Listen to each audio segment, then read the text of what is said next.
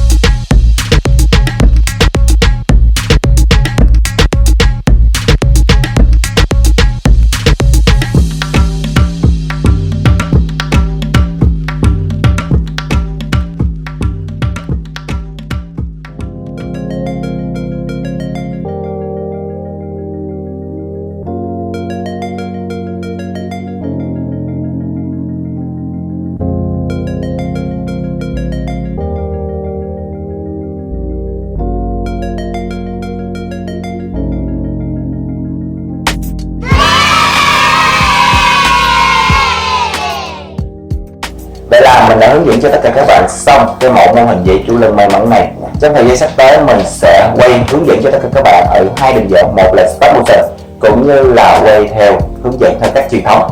Các bạn có thể thích cái thể loại nào hơn, các bạn hãy để lại bình luận ở bên dưới cái phần nội dung của mình nhé.